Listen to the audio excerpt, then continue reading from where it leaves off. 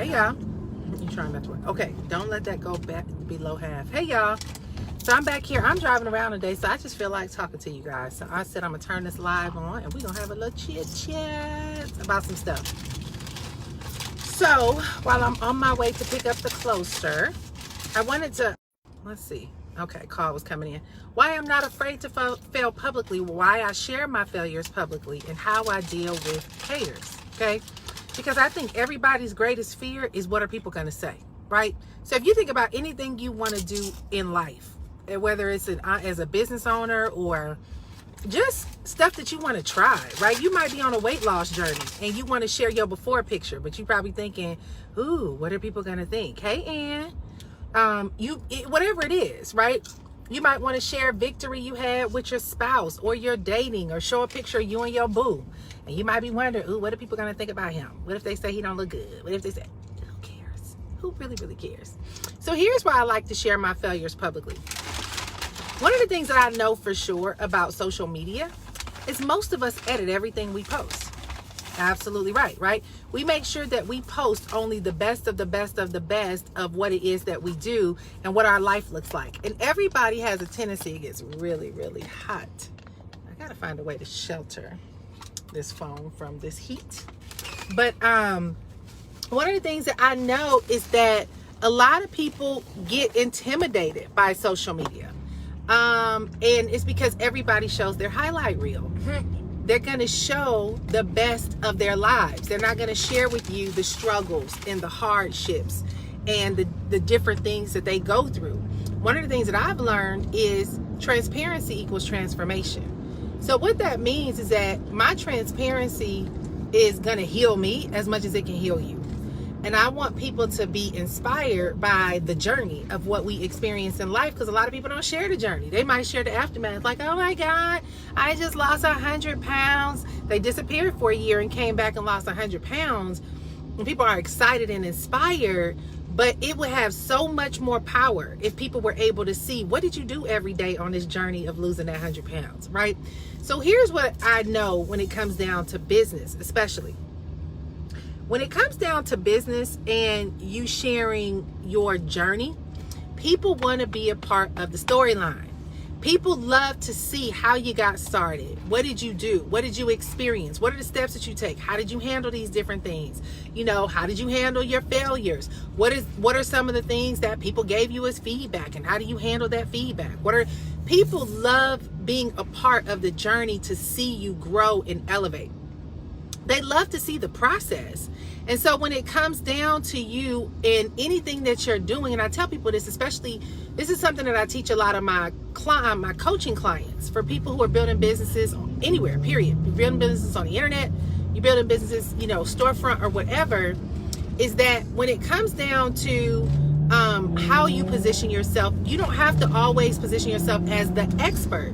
I believe that a lot of us are experts at what we do, but a lot of people are intimidated by that title.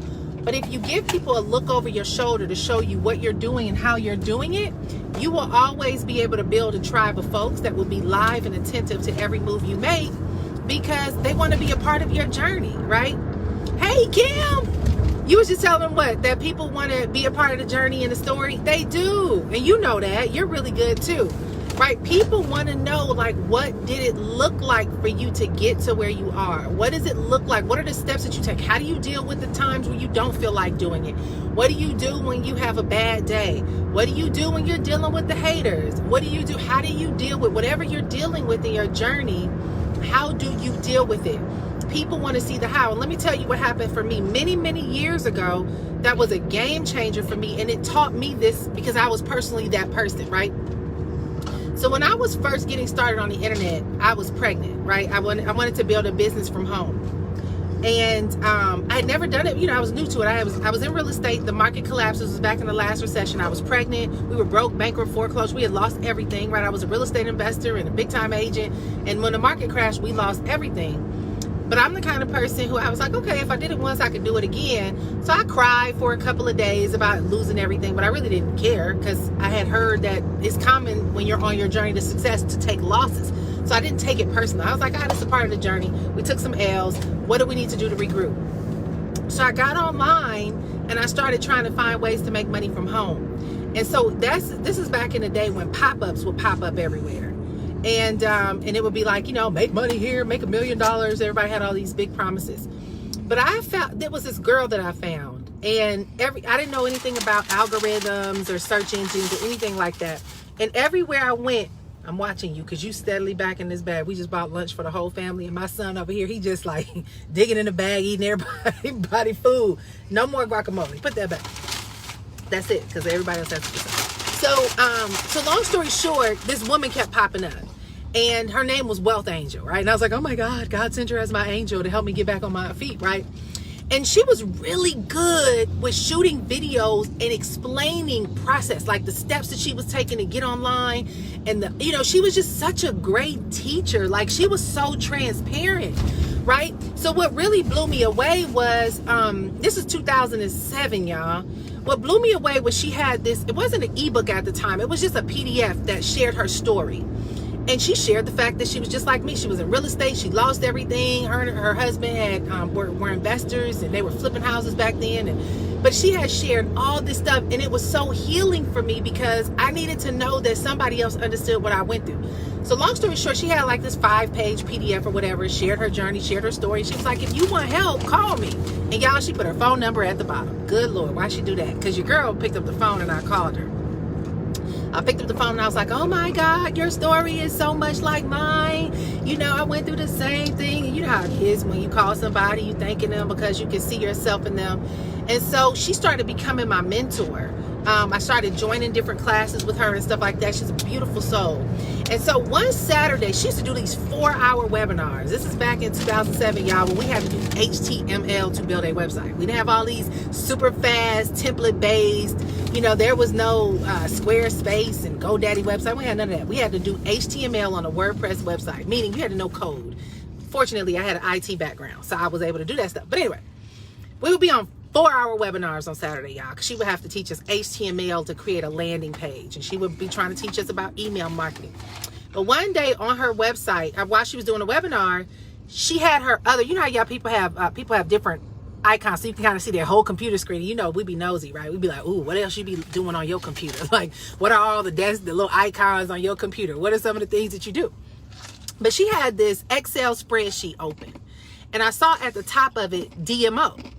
And so she's in the middle of a training webinar. It's a bunch of us on a webinar. And I don't even know back then if you can mute people out. It was really early internet marketing days. But I unmuted myself. And I was like, excuse me, I know you're trying to go on with the training, but what's that DMO site? What's that DMO document that you have on your computer?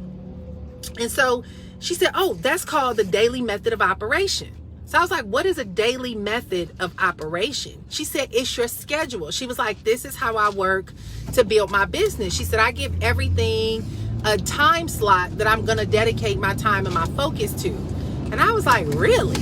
Now, mind you, I known about entrepreneurship, working from home. I was just a real estate agent and a hustler at the time. I didn't know anything about organizing and planning your days or any of that. So I was like, well, how do you know how to plan your day? And I was like, well, what does your day look like?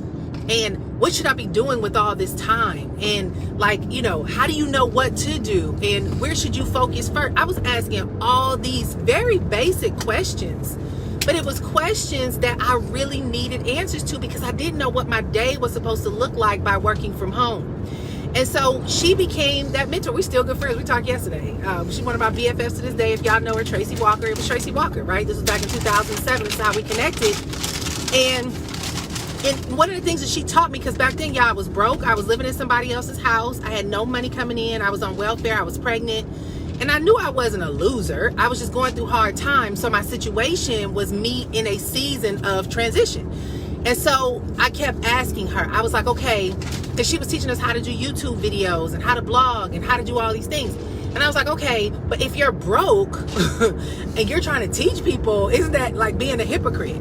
And she was like, no, you're not teaching people how to be rich. You're teaching people different methods on what you're doing so that you can learn how to generate income yourself. She was like, so you're basically taking them on a journey with you, and you give them a look over your shoulder and you show them what you're doing and how you're doing it. And instead of you trying to act like you got it going on and you got all this success, it's more from a place of, okay, y'all, I learned this thing. I'm going to give it a try. I'm going to tell you how it works. And then as I show you how it works, I'll let you know if it it worked out or not. And what happened, y'all, I took that method and I've applied it ever since. And my business has always boomed for that very reason, was because I started learning to take people on the journey with me and give them an opportunity to see what I'm doing and how it works. Because see, here's the thing, and a lot of us don't understand this. I think we've gotten really lost in this influencer space, right? We hear about influencers and people looking picture perfect and they got their life all together, and we all assume that that's what we're supposed to do. But the truth is, people don't want perfection. They want people who look like them. They want to know, I know your stuff stink just like my stuff stink. I need to know that if you can do it, I can do it. They want to know that they have the possibility of succeeding just like you did. They don't want perfection, because perfection makes them feel disqualified. It makes them think that, oh man, you got it all together, so there's no way I can be like you and I can have the success that you have, because my stuff is messed up. I don't know how to do what you're doing. I'm not good like you are. I don't have the degrees that you have. I'm not as smart as you. And I create courses like my digital marketing agency. We help a lot of people create courses and programs and stuff like that. And when you're building out a course for people, especially when you have had success, it's very easy to think that people want to know everything you know. It's like, oh, I got to show how smart I am. I'm going to tell them about everything they need to know about this subject. And what I've learned over the years is people don't need to know everything. All they need is just enough information to take the next step. They don't want to be inundated and overwhelmed with complicated steps and this whole gamut of information that they don't know how to process, and it just makes them feel lost. If you overgive and you explain and overdo too much, people are out. They checked out. But the people who win, and I know people who do courses, and me and my friend was talking about this the other day. He said, man, I'll see people doing courses that are so basic, and you buy them and you're like, yo, you making, X amount of millions of dollars off of this basic thing. And I had to explain to him, yeah, you're going to make millions off of basic, because most people are just getting started in whatever subject matter you're teaching, right? Now you have specialty subjects, but people are looking for, I just need confidence for the next step. What's the information that you can give me that's going to make me feel like I can do it so that I can take action? Why? Because most people aren't stuck because they have a lack of information. All of us got way too much information. We got information at our fingertips. It's all around us. We are over consumers of information.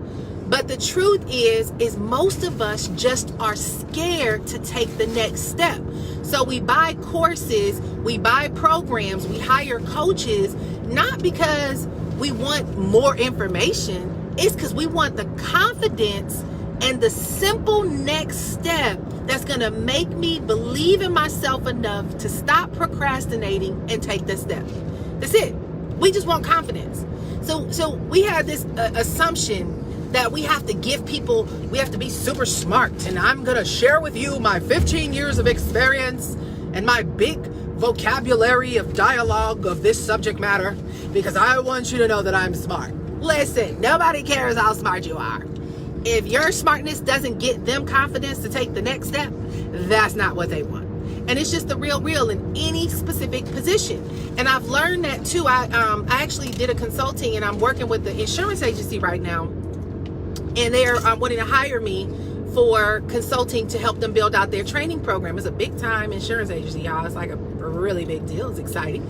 And so we met with the team to find out, like, okay, what do you do? And how are y'all training your insurance agents? And what are the steps that you're taking? And blah, blah, blah, blah, blah, blah, blah, blah, blah, blah. And it, it was crazy, because as we're going through everything in my head, I'm like, this will be an easy project, right? Y'all know I say easy way too much, because a lot of stuff just feels easy to me. But the reality is most of the stuff that they were teaching them was basic fundamental steps to, customer service. And it was like real basic. And I was thinking to myself, this is a billion-dollar company, multi-billion-dollar company. And they want to hire me to consult with them to teach information that's basic. We overcomplicate stuff, right? We overcomplicate so many things. And I had to learn that, because I had people tell me all the time, oh, I'm so inspired by you, but I'm not on your level yet. That's not a compliment.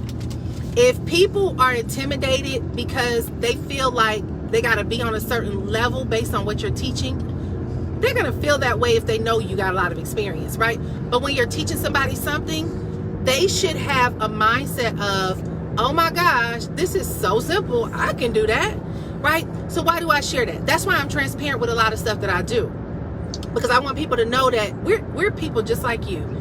You know, our success may look a lot sexier and savvier because you may have gotten, you know, the highlight reel. Yo, this what happened here, this what happened here, this what happened here, but you don't really see the behind the scenes and the step by step. So I love being transparent because I want y'all to see, you know, we make mistakes, we fail, we have hard times. And when it comes down to haters, I really don't even give them my energy, right? Because you're going to have people who are really critical. And I know there's critics out there. There's people who always have something to say. But one of the things that I've learned too about the biggest critics, they're the ones sitting on the couch doing nothing. And they're like the people at the football game. They sit in the stands trying to tell the coach how to do their job. It's like, you know, you're going to have people who will always have something to say about what you're doing.